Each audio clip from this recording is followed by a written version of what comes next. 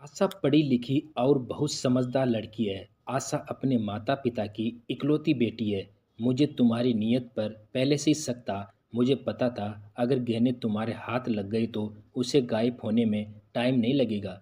तुम्हारी इसी हरकतों की वजह से ही मेरा भाई भी तुम्हें छोड़कर ना जाने कहाँ चला गया। पूरे 2 साल हो गए, उसका कोई अता पता नहीं। भाभी सही से बताओ, माँ के गहने कहाँ रखे हो? यहाँ रखे भी हो या धीरे धीरे करके अपने मायके में भेज दिया है? ननद पूनम लगातार अपने भाभी आशा के ऊपर चिल्लाए जा रही थी। अरे मुझे तो तुम पहले दिन से ही पसंद नहीं थी।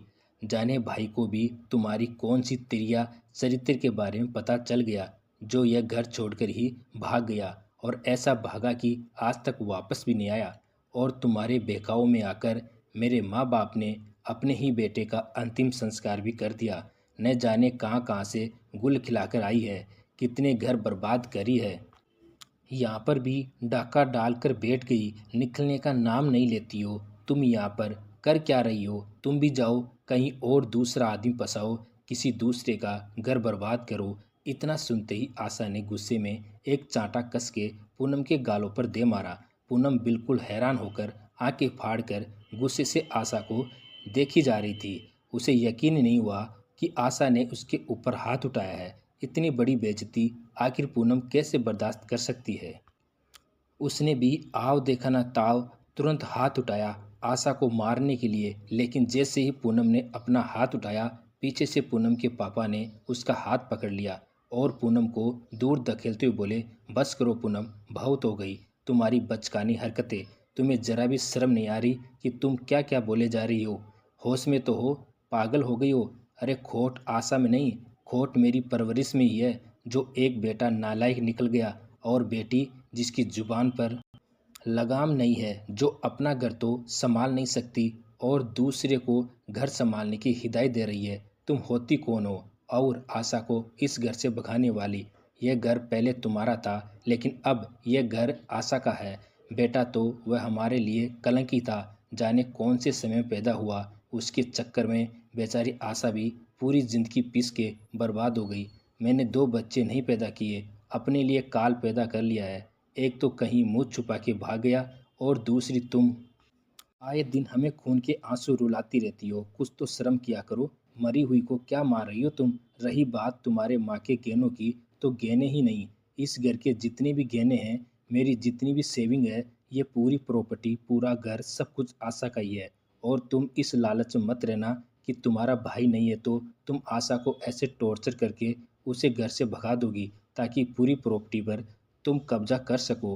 बेटे के जाने के बाद तुमने हमें कितना सहारा दिया है, यह हमसे अच्छा और कौन समझ सकता है? तुम्हारी भलाई इसी में कि तुम चुपचाप यहाँ से चली जाओ और आइंदा से थोड़ी भी शर्म बची होगी तो जब भी आना, इज्जत से मायके आना और इज्जत से चले जाना। और खबरदार, आज के बाद मेरी बहू को या उसके चरित्र को लेकर कुछ भी उल्टा सीधा बोला तो तुम यहाँ पर पूरे 2 साल बाद लेने क्या आई हो? आज तुम्हें माँ के गहने की बड़ी याद आ गई, जब तुम्हारा भाई 2 साल पहले किसी लड़की के चक्कर में हमारे मुंह पर तमाचे मारकर भाग गया था। उस समय तो तुम्हें हमारी याद नहीं आई थी। तुम्हारे भाई के गम में जब तुम्हारी माँ बीमार होकर गिर पड़ी और ऐसी गिरी कि सीधे ऊपर ही चली गई, तब तो तुम्हें हमारी याद नहीं आई। जब हम अकेले बेसहारा हो गए, उस समय कोई भी हमारे आगे पीछे नहीं था, उस समय भी तुम्हें हमारी याद नहीं आई। तुम्हारी माँ की तेरह भी निकल गई, तब भी तुम्हें तुम्हारी माँ की या हमारी याद नहीं आई। आज तुम अचानक से ही इतने सालों बाद आ गई, आते ही इस घर पर अपना हक जमाने लगी। आज तुम्हें तुम्हारे हक की याद आ रही है, जब तुम्हारा हमारे सुख दुख पर कोई हक नहीं है, हमारी तकलीफ पर कोई हक नहीं है, तो हमारे घर और गहनों पर और हमारी प्रॉपर्टी पर भी तुम्हारा कोई हक नहीं है। ये प्रॉपर्टी मेरी है और इसे मुझे किसे देना है, ये मैं डिसाइड करूँगा। बेटी होने की नाते ज़रूरी नहीं कि सारा कुछ तुम्हारा ही है। और रही बात आशा की, तो इसने हमारे पीछे अपनी पूरी ज़िंदगी दांव पर लगा दी है, लेकिन अब बहुत हो गया। मैं इसे ऐसे ही नहीं रहने दूंगा, इसलिए पूरे समाज के सामने इसकी दूसरी शादी करूंगा।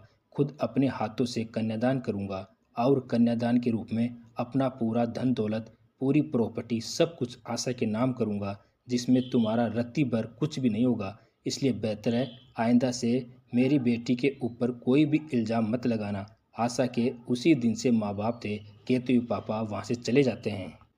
पूनम भी तमतमाते हुए तुरंत अपना बैग लेकर ससुराल चली जाती है और फिर कभी भी मुड़कर वापस न आए। ना उसका फ़ोन आया, ना पापा जी ने भी कभी पूनम को मनाने की कोशिश की। पापा जी अपने बच्चों की वजह से बुरी तरह से टूट गए थे, इसलिए वह खुद ही पूनम से दूरी बना लिए थे। दोस्तों, ज़रूरी नहीं कि बेटे के चले जाने के बाद बहू को घर से धक्के मार के निकाल दे और जो कुछ भी है उसे बेटी को दे दे। बहू अपनी पूरी ज़िंदगी इस परिवार को अपना मानते हुए बिता सकती है, तो क्या उसका इतना भी हक नहीं बनता? तो दोस्तों, आशा के ससुर जी ने सही किया या गलत कमेंट बॉक्स में ज़रूर बताइए और कहानी पसंद आए तो एक लाइक ज़रूर करें। नई नई कहानियाँ सुनने के लिए हमारे चैनल को सब्सक्राइब ज़रूर करें। आपका धन्यवाद।